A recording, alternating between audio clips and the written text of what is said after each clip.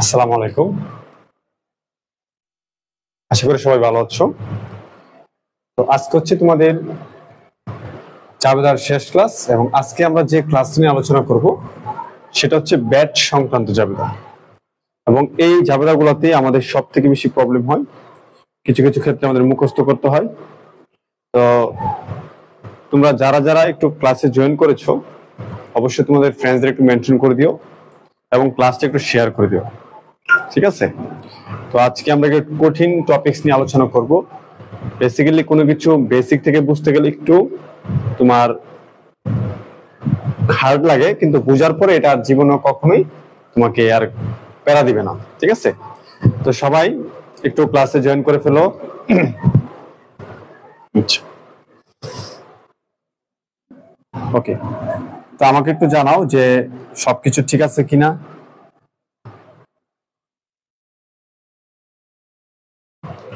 আমাকে একটু জানাও যে সবকিছু ঠিক আছে কিনা, কে কে জয়েন করেছো একটু দেখি তো।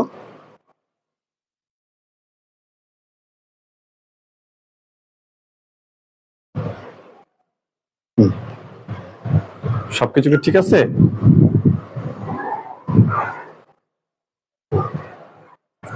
সবকিছু কি ঠিক আছে? আচ্ছা, ওকে।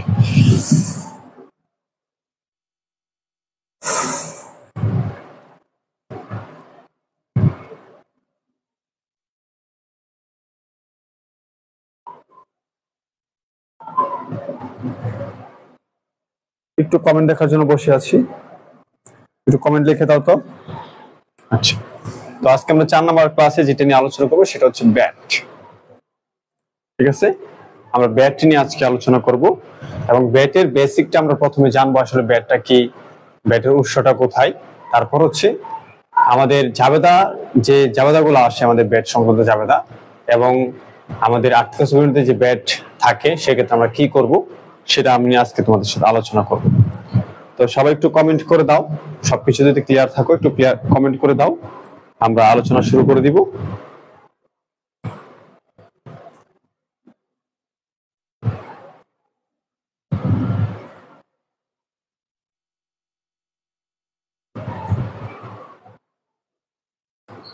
সবাই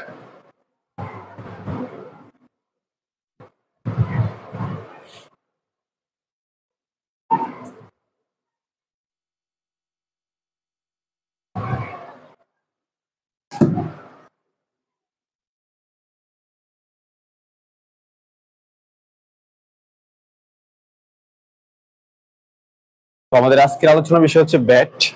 আর এই ব্যাটের জানাটা জাবেদাটা একটু কঠিন লাগবে, তবে আশা করি তোমরা যদি একদম শুরু থেকে সবগুলা কথা শোনো তাহলে ভালো লাগবে, ঠিক আছে? আচ্ছা, ইসমাইল হক আর হচ্ছে মোহাম্মদ ইব্রাহিম শিকদার কমেন্ট করেছে, হ্যাঁ আলহামদুলিল্লাহ ভালো আছি।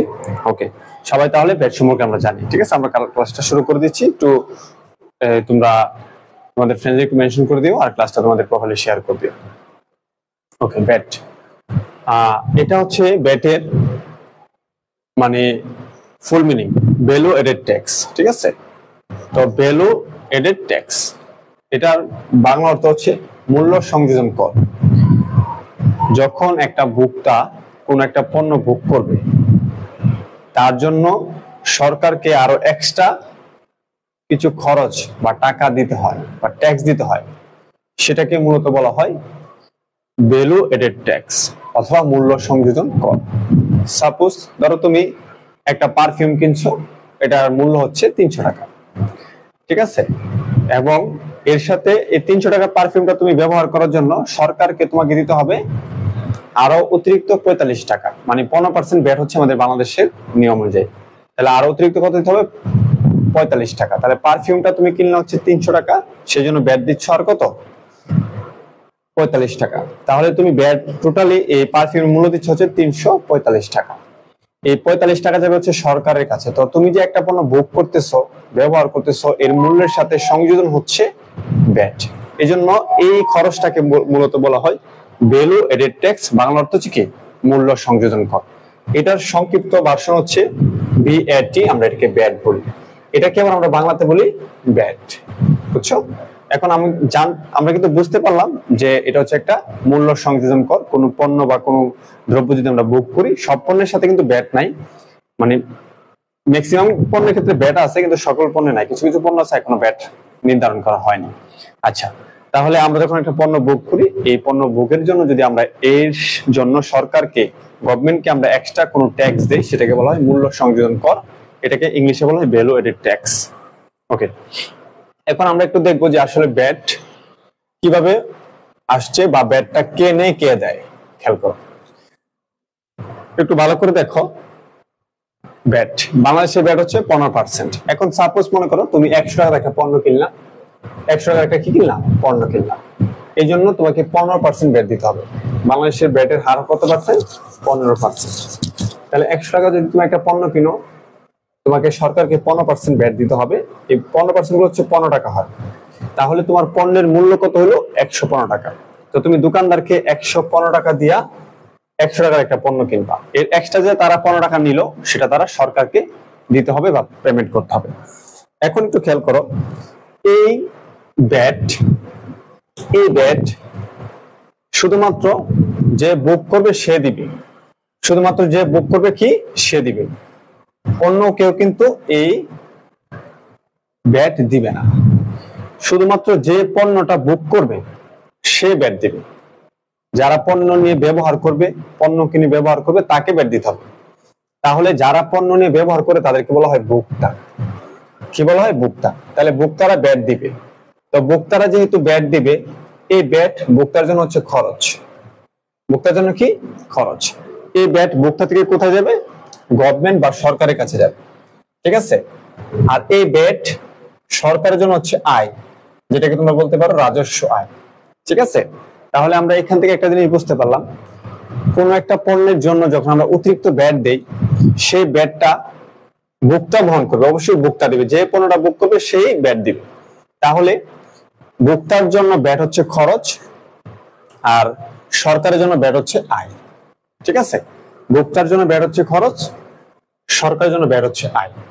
এই পর্যন্ত যদি একটু ক্লিয়ার বুঝে থাকো তাহলে একটু ক্লিয়ার লিখে দিও, আমি আর একটু সামনে যাব। এই পর্যন্ত যদি একটু ক্লিয়ার বুঝো তাহলে একটু ক্লিয়ার লিখে দিও। ঠিক আছে? এই পর্যন্ত যদি একটু ক্লিয়ার বুঝো তাহলে একটু ক্লিয়ার লিখে দিও।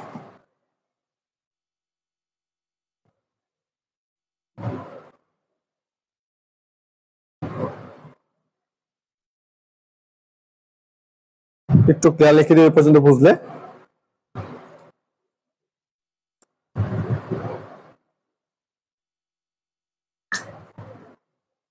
তোমার কে কে আছে একটু জয়েন করে ফেলো ক্লাস। আচ্ছা, তো এর পরবর্তী অংশ হচ্ছে, তাহলে আমরা ব্যবসায়ীরা কেন ব্যাটের হিসাব করি? ঠিক আছে? তো আমাদের ব্যবসায়ীদের কেন ব্যাটের হিসাব করতে হয় সেটা একটু চলো আমরা জেনে আসছি।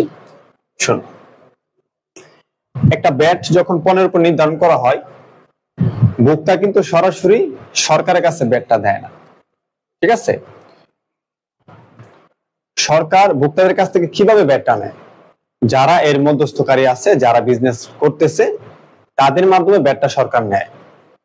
এক্সাম্পল, ধরো আমি একজন ব্যবসায়ী, এখন আমি যখন একটা পণ্য ক্রয় করি, তখন এই পণ্য ক্রয়ের সাথে আমার ব্যাটের টাকা দিয়ে আসতে হয়। তো উনি কি বলে দিছে যে আপনি কাস্টমার থেকে ব্যাট রেখে দিবেন। তাহলে আমার কাছ থেকে যারা পণ্য কিনবে, আমি তাদের থেকে ব্যাট রেখে দিব। রেখে আবার কাকে দেব? মানে আমার কাছ থেকে আমার এই ব্যাটটা আমি অবশ্যই সরকারকে দিব, অথবা আমি সরকারকে সরাসরি না দেই, কিন্তু আমি যার কাছ থেকে কিনছি আমি তাকে দিব। তো বিষয়টা এরকম, ব্যাট রেজিস্টার কিছু বিজনেস থাকে, কোম্পানি থাকে, তারা এটা কাউন্ট করে। একটা পণ্যের জন্য একবারই ব্যাট দিতে হয় সরকারকে। ঠিক আছে? একটা পণ্যের জন্য দুইবার ব্যাট দিতে হবে না। তো এখন আমি যে পণ্যটা কিনি, আমি ক্রয় করার সময় এই পণ্যের ব্যাট আমাকে দিয়ে ক্রয় করতে হবে। আবার আমি যখন বিক্রি করি, পণ্যের ব্যাট আমি রেখে তারপরে বিক্রি করি। এই জন্য আমার এখানে একটা হিসাব রাখতে হয়। কি হিসাব রাখতে হয়? ব্যাটের। তাহলে ধরো এটা হচ্ছে এটা হচ্ছে আমাদের ব্যবসায়। ঠিক আছে? কি ব্যবসায়? এখন সাপোজ আমি যখন পণ্য ক্রয় করি, অবশ্যই এই পণ্যের যে ব্যাট, ধরো সাপোজ 100 টাকা আমি পণ্য ক্রয় করলাম, আমাকে 15 টাকা ব্যাট দিয়েই ক্রয় করতে হবে। ঠিক আছে? 15 টাকা ব্যাট দিয়ে কি করতে হবে? ক্রয় করতে হবে। তাহলে আমি যে 15 টাকা ব্যাট দিলাম, এই ব্যাটটা তো আমার খরচ না, তাহলে আমি কেন দিলাম? কারণ হচ্ছে আমি যখন আমার বিক্রি করব আমি আমার কাস্টমার থেকে ব্যাটটা রেখে দেব। তাহলে যে খরচটা আমার না কিন্তু আমি করলাম এবং এই খরচটা আমি পরবর্তীতে আদায় করতে পারবো, তাহলে এই খরচটাকে মূলত কি বলা হয়? সম্পদ। তাহলে আমরা কি বুঝতে পারলাম? যখন আমরা পণ্য ক্রয় করার ক্ষেত্রে ব্যাট প্রদান করি সেটা হচ্ছে আমাদের জন্য সম্পদ। যখন আমরা পণ্য ক্রয় করার সময় ব্যাট প্রদান করে থাকি সেটা হচ্ছে কি আমাদের জন্য সম্পদ। তাহলে ক্রয় করার জন্য আমাদের যে ব্যাটটা হিসাবভুক্ত হবে সেটা সম্পদ হিসাবে হিসাবভুক্ত হবে। ওইদিকে যাও, আমি পণ্য কিনলাম, আবার এখন বিক্রি করব। এখন আমি বিক্রি করার সময় যে কাস্টমার হোক অথবা কনজিউমার হোক, কাস্টমার মানে হচ্ছে ক্রেতা, কনজিউমার হচ্ছে ভোক্তা, আমি যার কাছে বিক্রি করি তার থেকে কিন্তু আমি অবশ্যই ব্যাটটা রাখবো। এখন আমি যে তার কাছ থেকে ব্যাট রাখবো, ওই ব্যাট কিন্তু আমার না, আমাকে অবশ্যই সরকারকে হিসাব বুঝিয়ে দিতে হবে যে এই ব্যাট সরকারকে দিতে হবে। সেই ক্ষেত্রে আমি যখন পণ্য বিক্রি করি, বিক্রি করার সময় যখন আমি তার কাছ থেকে এক্সট্রা 15 টাকা রাখি, এই ব্যাটের মালিক আমি না, এটার মালিক হচ্ছে সরকার। জাস্ট আমি তার কাছ থেকে নিয়ে সরকারকে দিতে হয়। তা আমি যে তার কাছ থেকে নিলাম এই মাত্র, সেটা আমার জন্য দায়। কেন দায়? কারণ আমি বিক্রি করে যে ব্যাট পাইলাম সেটা আমাকে সরকারকে দিতে হবে। তো আমরা জানি আমাদের কাছে যদি কেউ কোনো কিছু পায় সেটা হচ্ছে আমাদের জন্য দায়। এইভাবে আমাদের ব্যাটটা সংগঠিত হয়েছে, খেয়াল করো।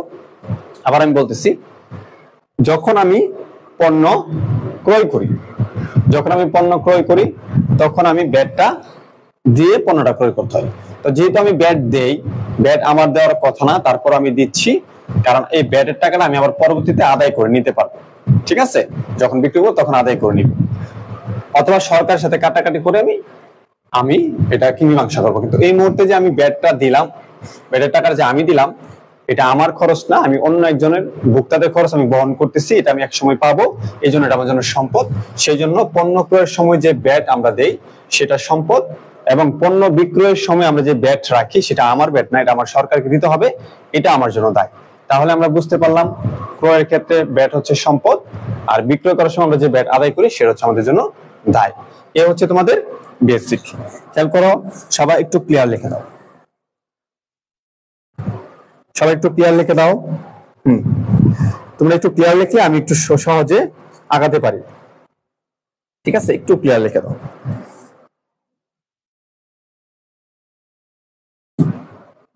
ঠিক আছে, একটু ক্লিয়ার লিখে দাও।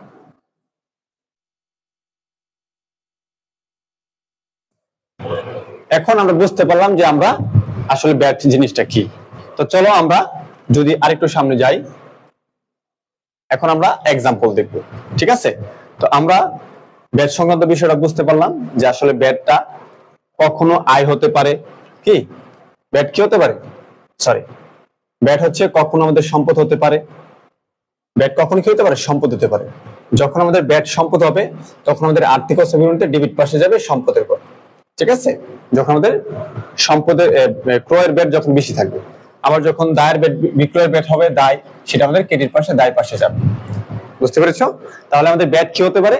ব্যাট সম্পদ হতে পারে, দায় হতে পারে। ঠিক আছে, ওকে। এবং আরেকটা বিষয় তোমাদেরকে জানাই দেই, ব্যাট কিন্তু খরচ হতে পারে। ব্যাট কি হতে পারে? খরচ হতে পারে। কিভাবে স্যার? ধরো তুমি সাপোজ তোমার বিজনেসের জন্য একটা আসবাবপত্র ক্রয় করছো, তো আসবাবপত্রটা যেহেতু ক্রয় করছো, এই আসবাবপত্র তো তুমি বুক করবা, এটা তো অন্য কেউ বুক করতে পারবে না।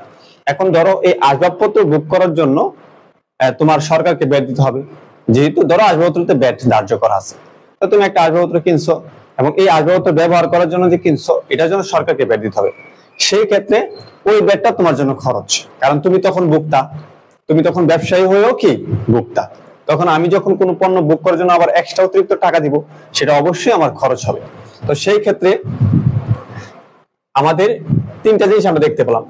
ব্যাট আমাদের জন্য খরচ হতে পারে যখন আমরা ভোক্তা হব তখন, এবং ব্যাট আমাদের জন্য কি হতে পারে? সম্পদ হতে পারে যখন আমরা পণ্য ক্রয় করব, এবং ব্যাট আমাদের জন্য দায় হতে পারে যখন আমরা পণ্য বিক্রি করব। ঠিক আছে, ব্যাট কখনোই আমাদের জন্য আয় হতে পারে না, এটা অবভিয়াসলি সরকারের আয়। বুঝতে পেরেছো? আশা করি এখন তুমি জাবেদা করলে সহজে বুঝতে পারবা। ওকে,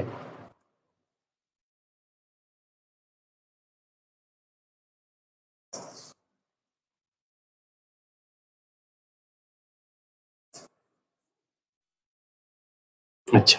তো চলো আমরা এখন এক্সাম্পল যাবে, দেখো দেখো লেখা আছে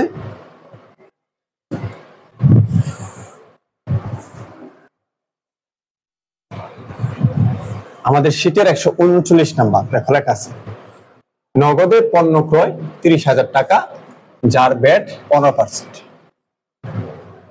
আমরা নগদে পণ্য ক্রয় করছি 30,000 টাকা, যার ব্যাট 15%, এবং এর সাথে আমরা আরো 15% ব্যাট দিব।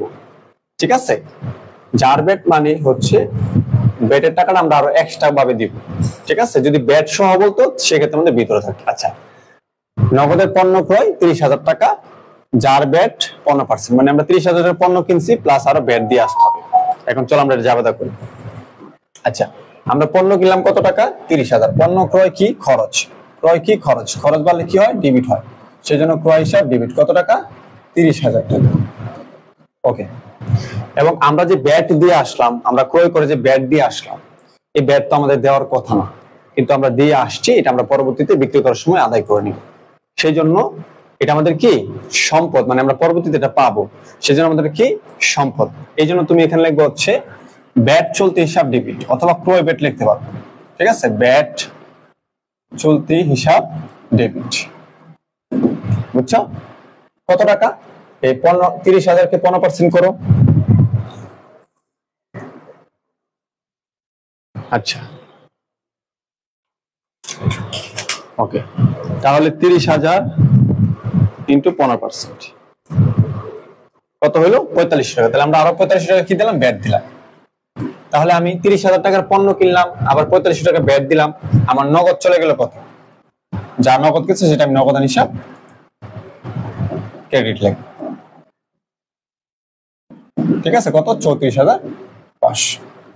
ওকে, আবার বলতেছি 30,000 টাকা পণ্য ক্রয় করেছি, এটা আমার জন্য ব্যবসায়ের জন্য খরচ, খরচ বাড়ছে ডেবিট, ক্রয় হিসাব ডেবিট। এবং আমি এর জন্য ব্যাট দিয়ে আসছি, ব্যাট হচ্ছে আমার ব্যাট দিয়ে আসা মানে হচ্ছে আমি পরবর্তীতে ব্যাট আদায় করতে পারবো, এটা আমার জন্য সম্পদ, সেই জন্য আমার সম্পদ বাড়ছে কি? ডেবিট। সম্পদের নাম কি? ব্যাট চলতি হিসাব, অথবা ক্রয় ব্যাট দিতে পারো, তবে ব্যাট চলতি হিসাব হচ্ছে সব থেকে ভালো। তাহলে ব্যাট চলতি হিসাব ডেবিট 4500 টাকা, এবং আমি দুইটা মিলে 3450 টাকা দিয়ে আসছি, সরি 34,050 টাকা 500 টাকা দিয়ে আসছি, সেই জন্য আমার নগদান হিসাব ক্রেডিট 34,500 টাকা। সবাই একটু 139 নাম্বারটা ক্লিয়ার লিখে দাও। 139 নাম্বারটা ক্লিয়ার লিখে দাও। রকিবুল স্যার, ওয়ালাইকুম আসসালাম। আচ্ছা, ক্লাস দেখেন। ওকে,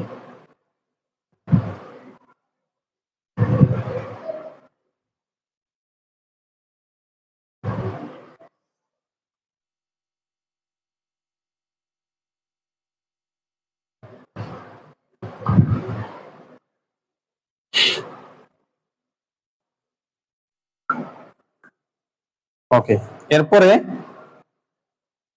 আমরা চলে যাব হচ্ছে পরবর্তী জাবেদা। দেখো কি লেখছে, নগদে পণ্য বিক্রয় 20,000 টাকা, যার ব্যাট কত? 15%। তার মানে আমরা নগদে পণ্য বিক্রি করছি 20,000 টাকা, এবং ব্যাট রাখছি কত? 15% আরো ব্যাট রাখছি। তাহলে খেয়াল করো, আমি নগদ টাকা পণ্য বিক্রি করছি, অবশ্যই আমি নগদ টাকা পাইছি, সেই জন্য আমাদের নগদান হিসাব ডেবিট হবে। যদি বাকি বিক্রি করতাম দেনাদার হইতো, কোনো সমস্যা নেই। নগদান হিসাব কি? ডেবিট। ওকে, বুঝছো? এবং আমি পণ্য বিক্রি করছি, তাহলে বিক্রয় হিসাব ক্রেডিট। বিক্রয় আমার জন্য আয়, বিক্রয় হিসাব ক্রেডিট। ঠিক আছে, আচ্ছা খেয়াল করো, আমি পণ্য বিক্রি করলাম কত টাকা? 20,000 টাকা। তো 20,000 টাকা যেটা আমি পণ্য বিক্রি করেছি, এটা আমার প্রতিষ্ঠানের জন্য আয়, আয় বালে ক্রেডিট হয়, সেই জন্য 20,000 টাকা ক্রেডিট। ঠিক আছে, সেই জন্য 20,000 টাকা কি? ক্রেডিট। ওকে, এখন খেয়াল করো, আমি আবার কি করলাম? আরো 15% ব্যাট রাখলাম। আরো 15% কি রাখলাম? ব্যাট রাখলাম। তাহলে আমি যে তার কাছ থেকে 15% ব্যাট রাখলাম, এই ব্যাটের মালিক কিন্তু আমি না। এই ব্যাটের টাকা সরকারকে আমার বুঝাই দিতে হবে, অথবা সরকারের সাথে হিসাব নিকাশ করে আমি এই ব্যাটের যে ব্যাট সংক্রান্ত যে সমস্যা, সেটা আমি সমাধান করব। কিন্তু এই মুহূর্তে যে আমি ব্যাট তার কাছ থেকে নিলাম 15% ব্যাট, এটা কিন্তু আমার জন্য কি? দায়, কারণ আমাকে এই ব্যাটের টাকা সরকারকে দিতে হবে। তাহলে আমার কি বাড়ছে? দায় বাড়ছে। দায় বাড়লে কি হয়? ক্রেডিট হয়। সেক্ষেত্রে কি হবে? ব্যাট, ব্যাট চলতি হিসাব ক্রেডিট। ঠিক আছে, কত টাকা? 20,000 এর 15% ইন্টু 15%, 3,000 টাকা। ঠিক আছে, তাহলে আমি টোটাল বিক্রয়ের জন্য রাখলাম 20,000 এবং ব্যাটের জন্য রাখলাম 23,000। তার কাছ থেকে আমি পণ্যের দাম কত রাখলাম? 23,000 টাকা। তাহলে আমার নগদান হিসাব 23,000 টাকা বাড়ছে, সেজন্য নগদান হিসাব ডেবিট 23,000 টাকা। আশা করি তোমরা এটা বুঝতে পেরেছো। সমস্যা থাকলে বলতে পারো। 140 নাম্বার ক্লিয়ার লিখে দাও। ঠিক আছে, যারা ক্লাসে আছো 140 নাম্বার ক্লিয়ার লিখে দাও। যারা ক্লাসে আছো 140 নাম্বারটা ক্লিয়ার লিখে দাও।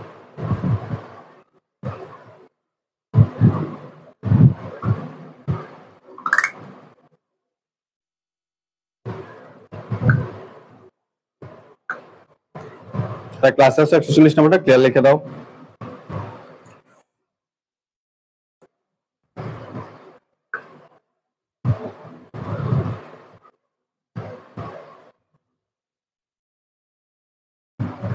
ওকে, এরপর হচ্ছে আমরা পরবর্তী একটা জামা লিখব।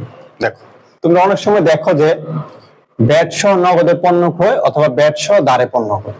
তো দাঁড় আর নগদের কোনো ব্যাপার না, দাঁড় হলে তোমার দেনাদার পাওনাদার হবে এতটুকুই। আচ্ছা, একটু খেয়াল করে ব্যাট সহ নগদে পণ্য ক্রয় মানে আমি ব্যাট সহ 34,500 টাকার পণ্য কিনছি, তার মানে আমার পণ্যের দাম হচ্ছে 100%। ঠিক আছে, আমার পণ্যের দাম কত? 100% প্লাস ব্যাট যদি 15% হয়, আমি আরো 15% টাকা দিছি, তার মানে ব্যাট সহ নগদে পণ্য করে 34,000 টাকা। ব্যাট সহ বলতে হচ্ছে ব্যাটের টাকা এটার ভিতরে আছে, ব্যাটের টাকা কি আছে এটার ভিতরে আছে। তাহলে আমার পণ্যের দাম হচ্ছে 100% এবং ব্যাটের আরো 15%। তাহলে এই যে টাকাটা আছে, এই টাকাটা হচ্ছে 115% টাকা। এটা কত পার্সেন্টের টাকা? 115% টাকা। আবার বলতেছি, ব্যাট সহ নগদে পণ্য করে 34,500 টাকা। তার মানে আমি যে টাকা 34,500 দিলাম সেটা ব্যাট সহ দিয়েছি। তার মানে আমি 100% হচ্ছে আমার পণ্য ক্রয়ের টাকা এবং আমি 15% টাকা অ্যাড করে আমি কত দিলাম? 34,500 টাকা দিছি। তাহলে এই 34,500 টাকা হচ্ছে আমার 115% টাকা। যেহেতু ব্যাট সহ বলা আছে, ব্যাটের পার্সেন্ট এর ভিতরে আছে, তার মানে এই 34,500 হচ্ছে আমার 115% টাকা। এখন যেহেতু আমি বুঝতে পারলাম যে এটা আমার 115% টাকা, সেই ক্ষেত্রে আমার এখান থেকে ব্যাটের টাকাটা বের করতে হবে। তাহলে যদি আমি ব্যাটের টাকাটা একটু বের করি, একটু খেয়াল করে দেখো, ব্যাটের টাকা যদি আমি বের করি, খেয়াল করো, এই 34,500 কত পার্সেন্টের টাকা? 115% টাকা। এই জন্য এটাকে 115 দিয়ে ভাগ, আমি কত পার্সেন্ট টাকা বের করবো? ব্যাটের, ব্যাট কত? 15%। 15 দিয়ে গুণ দিলে আমার ব্যাটের টাকা বের হয়ে আসবে। তাহলে 15 দিয়ে গুণ দিলে বের হবে তোমার 4,500। তার মানে আমি বুঝতে পারলাম স্যার, এই 34,500 টাকার মধ্যে আমার 1500 টাকা হচ্ছে ব্যাট আর 30,000 টাকা হচ্ছে কি আমার ক্রয়। 30,000 টাকা কি আমার ক্রয়। তাহলে খেয়াল করো, আমি একটু বুঝাই।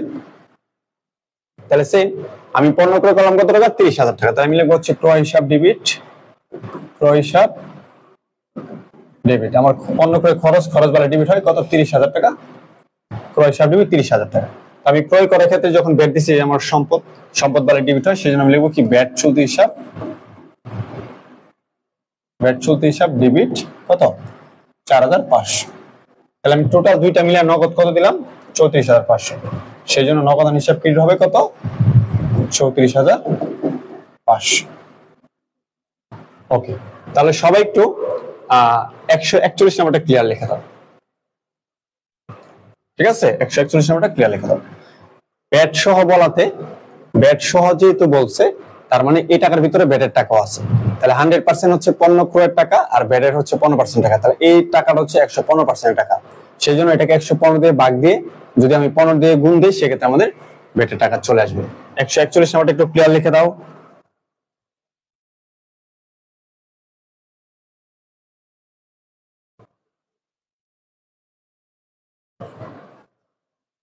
ওকে, তাহলে হচ্ছে 141 নাম্বার।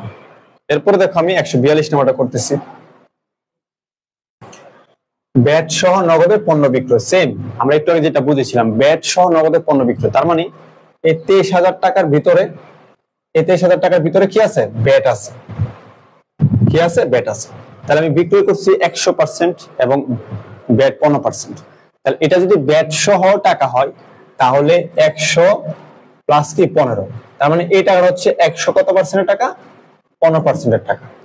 এখন এখান থেকে আমার ব্যাটটা বের করতে হবে। তাহলে খেয়াল করো, আমি যদি ব্যাটটা বের করি, সেম যেহেতু এটা 115% টাকা, ব্যাট সহ বলা মানে কি 115% টাকা থাকবে ভিতরে, বুঝছো? 23,000 ইন্টু ভাগ 115 গুণ কত? 15। তাহলে দিলে হচ্ছে তোমার 3,000 টাকা। তার মানে ব্যাট যদি হয় 3000 টাকা, তাহলে বিক্রয় কত? বাকি 20,000 টাকা। তাহলে খেয়াল করো, আমি নগদান হিসাবে কত পাইলাম? নগদান হিসাব ডেবিট। ব্যাট সহ সব মিলে আমি 23,000 টাকা পাইছি, সেজন্য 23,000 টাকা কি ডেবিট। বুঝতে পারছো? এবং আমার জন্য এই ব্যাট আমি বিক্রি করে যে ব্যাট নিলাম সেটা আমার জন্য দায়, সেই জন্য ব্যাট চলতি হিসাব, ব্যাট চলতি হিসাব ক্রেডিট কত? 3,000 টাকা। ওকে, এবং আমি তাহলে আমার নিজস্ব আমার বিক্রি করলাম কত? 20,000 টাকা আমি বিক্রি করছি। তো 20,000 টাকা হচ্ছে আমার প্রতিষ্ঠানের জন্য আয়, আয় হলে ক্রেডিট হয়, সেই জন্য বিক্রয় হিসাব কি ক্রেডিট। কত টাকা? 20,000 টাকা। ওকে, আশা করি তাহলে তোমরা এটা বুঝতে পেরেছো। ওকে, 142 নাম্বার একটু ক্লিয়ার লিখে দাও। মুজাহিদ আলহামদুলিল্লাহ ভালো আছি। হ্যাঁ হ্যাঁ মুজাহিদ বল, কি সমস্যা বুঝছস? ব্যাট। ওকে, তাহলে এটা হচ্ছে 142 নাম্বার। 142 নাম্বার একটু ক্লিয়ার লিখে দাও।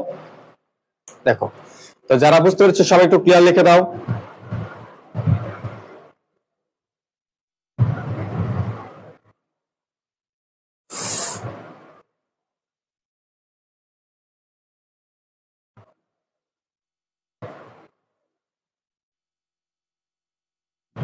একটু ক্লিয়ার লিখে দাও। আচ্ছা, ওকে, ক্লিয়ার এটা। এরপর দেখো, এটা দেখো 143 নম্বর অঙ্ক।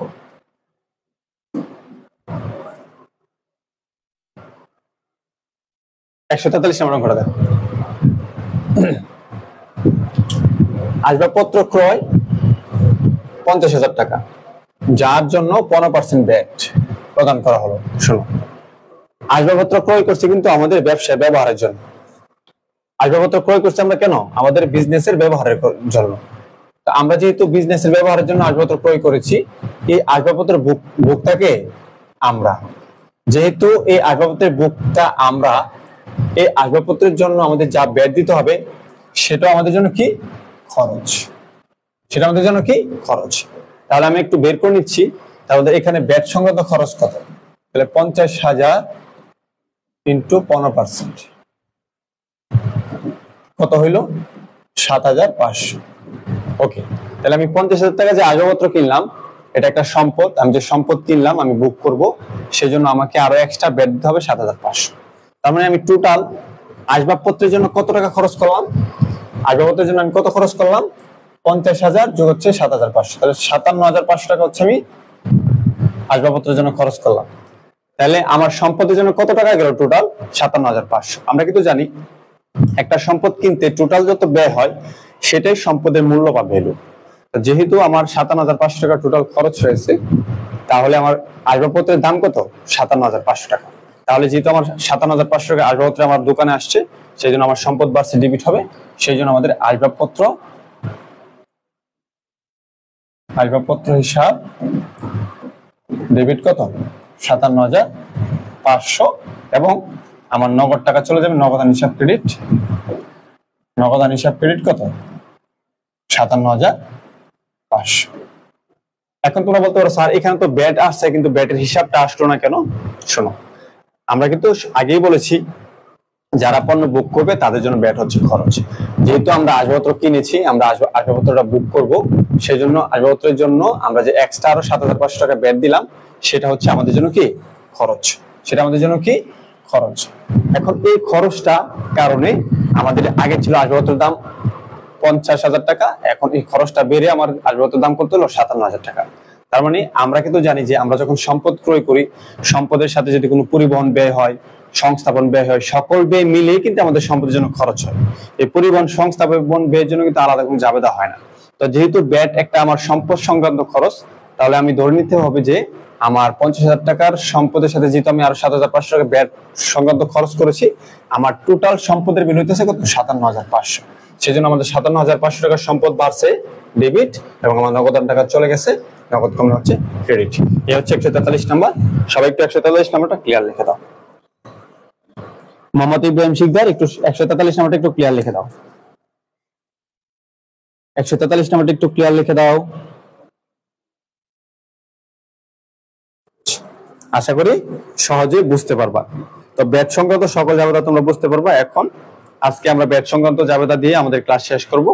ইনশাআল্লাহ নেক্সট ক্লাসে আমরা আমাদের টপিকস অনুযায়ী আমরা ক্লাস করব। ঠিক আছে, আমাদের রুটিন অনুযায়ী আমরা ক্লাস করব, বুঝছো?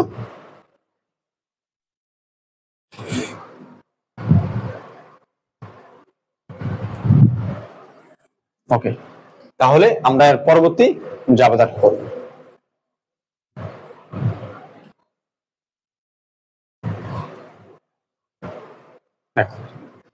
এটা একটু খেয়াল করো, শোনো। ধরো তুমি একটা চ্যানেলে বিজ্ঞাপন দিতে চাইবা, তো চ্যানেলে বিজ্ঞাপন দিতে গেলে ওইখানেও কিন্তু তোমাকে ব্যাট দিতে হবে। আমাদের বাংলাদেশে অনেক সেক্টরে ব্যাট এখন অ্যাড হয়ে গেছে, বুঝছো? এখন টেলিভিশন কিনলেও নাকি ব্যাট দিতে হয়, মানে এটা 2024 সালে বাজেটে ছিল, এরকম অনেক কিছু নিয়ম কানুন ছিল।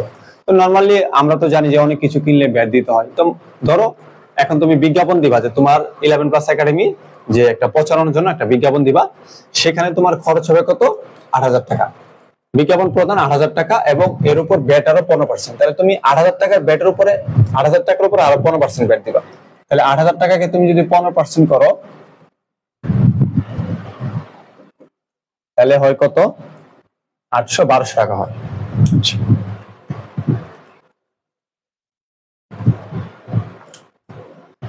1200 টাকা হয়। তাহলে ব্যাট কত হইতেছে? 1200 টাকা। যোগ করলে কত হইতেছে? 9,200। একটু খেয়াল করে দেখো, একটু খেয়াল করে দেখো যে 8,000 টাকার বিজ্ঞাপন দিতে গিয়ে আমি আরো এক্সট্রা খরচ করছি কত? 1200 টাকা। তাহলে আমার বিজ্ঞাপনের জন্য খরচ হলো কত? 9,200 টাকা। এখন খেয়াল করো, এই বিজ্ঞাপনটা কিন্তু আমার ভোগের বিষয়, কারণ আমি যেহেতু বিজ্ঞাপন প্রদান করব, বিজ্ঞাপনের সুবিধাটা তো আমিই বুক করব। ঠিক আছে, তাহলে আমি যেহেতু বিজ্ঞাপনটা বুক করব এবং এই বিজ্ঞাপনের জন্য যদি আমি সরকার কোনো ব্যাট দেই, সেটা আমার জন্য খরচ। ঠিক আছে, তো যেহেতু আমার বিজ্ঞাপন দিতে 8,000 প্লাস ব্যাট গেছে 1200, টোটাল আমার খরচ হচ্ছে আমার বিজ্ঞাপন বাবদ খরচ হচ্ছে কত? 9,200। দেখো, আমরা কিন্তু চিন্তা করবো যে আমাদের বিজ্ঞাপন বাবদ খরচ হচ্ছে কত? 9,200। সেই ক্ষেত্রে আমরা লিখবো বিজ্ঞাপন হচ্ছে খরচ, খরচ বলে ডেবিট হয়। সেক্ষেত্রে লিখবো কি আমরা? বিজ্ঞাপন হিসাব কি ডেবিট। আমার কত খরচ হচ্ছে? আমার 9,200। ঠিক আছে, ব্যাটের হিসাব আমরা কখন রাখবো? যখন আমরা বিক্রেতা থেকে ব্যাট নিব, আমরা যখন পণ্য বিক্রি করার ক্ষেত্রে ব্যাট নিব এবং পণ্য ক্রয় করার ক্ষেত্রে যখন ব্যাট দিব, তখন আমরা ব্যাটের হিসাব রাখবো। কারণ আমরা কত টাকা ব্যাট নিলাম, কত টাকা ব্যাট দিলাম, এটা আমরা কি করব? কাটাকাটি করে সরকারের কাছে যে আমরা পাওনা থাকি, সে আমাকে টাকা দিবে। আমি যদি সরকারের কাছে, আমার কাছে যদি সরকার পাওনা থাকে, আমি তাকে ব্যাট দিব। বিষয়টা হচ্ছে এরকম। কিন্তু যে ক্ষেত্রে যখনই আমরা দেখবো আমরা নিজেরাই ভোক্তা হয়ে যাব, সেটা আমাদের জন্য একটা অ্যাকচুয়ালভাবে খরচ হয়ে যাবে, সেটা আমাদের হিসাব রাখার কোনো দরকার নেই। যেমন তুমি একটা পারফিউম কিনছো 300 টাকা দিয়া, হ্যাঁ 300 টাকা পারফিউম, ধর আবার লেখা আছে ব্যাট হচ্ছে 45 টাকা। তাহলে তোমার পারফিউমের দাম কত? 345 টাকা। তো তোমার পারফিউমের দাম 345 টাকা। ঠিক আছে, তো তুমি কি লিখবা? যে পারফিউম ডেবিট, নগদান ক্রেডিট। তো সেক্ষেত্রে তোমার বিজ্ঞাপন দিতে খরচ হচ্ছে কত? 9,200 টাকা। সেজন্য বিজ্ঞাপন হিসাব ডেবিট, নগদান হিসাব ক্রেডিট। এইভাবে তোমাকে বুঝে হিসাবগুলো জাবেদাগুলো করতে হবে। ঠিক আছে, ওকে। তাহলে এই হচ্ছে আমাদের জাবেদা। আশা করি তোমরা বুঝতে পেরেছো যে আসলে ব্যাট জিনিসটা কি। তো এখন আমরা যতটুকু বুঝলাম, ঠিক আছে, আমরা যতটুকু বুঝলাম যে আমাদের ব্যাটটা কি জিনিস। ওকে, আমরা আরেকটা জাবেদা করব। ঠিক আছে, সেটা হচ্ছে ব্যাট সহ জাবেদা ক্রয় 57,500। ওকে, তা আমরা এটার ভিতরে ব্যাট আছে, তো এটার ভিতরে ব্যাট থাকুক বা না থাকুক সেটা আমার তো বিষয় না। যদি ভিতরে ব্যাট না থাকতো আমি ব্যাট যোগ করে আমি পণ্যের দাম ধরতাম। তো যেহেতু এখানে আমি আসবাবপত্র ক্রয় করেছি 57,500, আসবাবপত্র আমি বুক করব ব্যাট সহ 57,500, তার মানে আমাকে ধরে নিতে হবে যে 57,500 টাকা হচ্ছে আমার আসবাবপত্রের দাম। 57,500 টাকা কি আমাদের আসবাবপত্রের দাম। সেজন্য আমরা কি লিখবো? আসবাবপত্র হিসাব, আসবাবপত্র হিসাব কি ডেবিট 57,500 এবং নগদ টাকা চলে যাবে, নগদান হিসাব কি ক্রেডিট 57,500। ঠিক আছে, নগদান হিসাব ক্রেডিট কত? 57,500। কারণ ব্যাট সহ 57,500 দেওয়া আছে, তাহলে আমার আলাদা করে ব্যাট বের করে যোগ করার দরকার নাই। এটা হ্যাঁ, এটা অটোমেটিকলি যোগ করা আছে। আর আগেরটার মধ্যে আমার যোগ করা ছিল না, আমি যোগ করে আমার ব্যাটের সম্পূর্ণ আসবাবপত্রের দামটা বের করে ডেবিট করেছিলাম। আর এটার মধ্যে কি আমার যোগ করা আছে, আমার কষ্ট করার দরকার নেই। সেজন্য আমার কি আসবাবপত্র হিসাব ডেবিট, নগদান ক্রেডিট। কেন? কারণ আমি আসবাবপত্রের জন্য 57,500 টাকা আমি পরিশোধ করেছি। ওকে, এই ছিল আমাদের আজকে ব্যাট সংক্রান্ত জাবেদা। তো তোমাদের এই হিসাব তোমরা আমি জানি বুঝতে পারছো যে আসলে ব্যাট কিভাবে কি হয়। এখন তোমাদের একটু কথা বলে দেই। যখন তুমি দেখবা যে ব্যাট চলতি হিসাব, ঠিক আছে, ব্যাট চলতি হিসাবের ক্রেডিট পাশে ব্যালেন্স, তখন মনে করতে হবে তুমি যে বিক্রয় করছো এই বিক্রয় ব্যাটের ক্রেডিট ব্যালেন্সটা হচ্ছে এটা। তো এটা হচ্ছে তোমার জন্য অবশ্যই সবসময় এটা কি দায়, কারণ তুমি বিক্রয় করে যে ব্যাটটা পাইবা সেটা তোমার জন্য কি দায়, এটা তোমার সরকারকে দিতে হবে। আর যদি দেখো যে ব্যাট চলতি হিসাব ব্যালেন্সটা হচ্ছে তোমার ডেবিট পাশে, ঠিক আছে, তুমি তখন ধরে নিবা যে তুমি যে ক্রয় করছিলা, হ্যাঁ, তুমি যে ক্রয় করছিলা সেই ক্রয়কৃত যে ব্যাট তুমি দিছো সেই ব্যাটটা হচ্ছে তোমার ডেবিট পক্ষ নির্দেশ করবে। আর এটা হচ্ছে তোমার জন্য কি হবে, সম্পদ হবে। এটা তোমার জন্য কি হবে, সম্পদ হবে, ঠিক আছে। তখন তুমি এখানে কি করবা, তুমি ধরো সাপোজ তুমি বিক্রয় করার জন্য ব্যাট রাখছো ধরো টোটালে 23,000, আর ক্রয় করার জন্য তুমি ব্যাট রাখছো ধরো 26,000, ঠিক আছে। তার মানে তোমার বিক্রয় ব্যাট দায় কত, 23,000, আর সম্পদ কত, 26,000। তাহলে তুমি এখানে কাটাকাটি করো, তাহলে কত, 3,000 টাকা তোমার সম্পদ বেশি। 3,000 টাকা সম্পদ বেশি মানে হচ্ছে তোমার ব্যাট 3,000 টাকা ডেবিট পাশে যাবে, আর এটা হচ্ছে তোমার চলতি সম্পদে যাবে। আবার যদি তোমার দায় বেশি হতো তাহলে যে অংশটুকু দায় সেটা দায় পাশে যাবে। তো এইভাবে হচ্ছে আমাদের যে ব্যাট চলতি হিসাবটা আমাদের আর্থিক অবস্থা বিবরণী রেওয়ামিলের ভিতরে এইভাবে আসে, ঠিক আছে। এই দুইটা আমি কত টাকা পরিমাণ ব্যাট নিলাম এবং কত কি পরিমাণ ব্যাট দিলাম সেটা একটা কাটাকাটি করার পরে হয় ডেবিট পক্ষ বেশি হয়, না হলে ক্রেডিট পক্ষ বেশি হয়। তো ডেবিট পক্ষ বেশি হওয়া মানে হচ্ছে আমার সম্পদ, সেই জন্য তুমি যদি দেখো যে রেওয়ামিলের ভিতরে সম্পদ ডেবিট পাশে আছে সেটা তোমার চলতি সম্পদে যাবে। আর যদি দেখো না ক্রেডিট পক্ষ বেশি হয়েছে তাহলে তুমি দেখো রেওয়ামিলের ক্রেডিট পাশে দেওয়া থাকবে, সেটা তোমার চলতি দায়ে যাবে। তো এই হচ্ছে তোমাদের ব্যাট সংক্রান্ত সকল হিসাব কিতাব। এবং তোমাদের আর্থিক অবস্থা বিবরণীতে ক নাম্বার অনেক সময় আসে যে ব্যাট চলতি হিসাব নির্ণয় করো। তো সেই ক্ষেত্রে তুমি ব্যাট চলতি হিসাব নির্ণয় করার জন্য প্রথমে একটা তারা ব্যালেন্স দিয়ে দেয় অথবা না দেয়, তো তুমি ডেবিট পক্ষ এবং ক্রেডিট পক্ষকে জাবেদার মতো করে জাস্ট মানগুলা বসায় প্লাস মাইনাস করলে তুমি কিন্তু ব্যাট চলতি হিসাব পেয়ে যাবে। মূল কথা হচ্ছে তুমি এখান থেকে কি করবা, ক্রয় ব্যাট এবং বিক্রয় ব্যাট যে বের করো, এই ক্রয় ব্যাট ডেবিট আর বিক্রয় ব্যাট ক্রেডিট তুমি এটার খতিয়ানের মধ্যে বসাইয়া প্লাস মাইনাস করলেই তুমি কিন্তু একটা ব্যালেন্স পেয়ে যাবা। যদি তুমি ক্রেডিট ব্যালেন্স পাও তাহলে হচ্ছে তোমার দায়, যদি তুমি ডেবিট ব্যালেন্স পাও তাহলে এটা হচ্ছে তোমার সম্পদ। তো এই ছিল আজকে আমাদের ব্যাট সংক্রান্ত জাবেদা। তো আমরা পরবর্তী ক্লাসে আবার আলোচনা করব ইনশাআল্লাহ, ঠিক আছে। তো আশা করি তোমরা সবাই বুঝতে পেরেছো, এই পর্যন্ত তোমাদের কোনো সমস্যা নেই ইনশাআল্লাহ। তাহলে ভালো থাকো সবাই, দেখা হবে পরবর্তী ক্লাসে। আসসালামু আলাইকুম।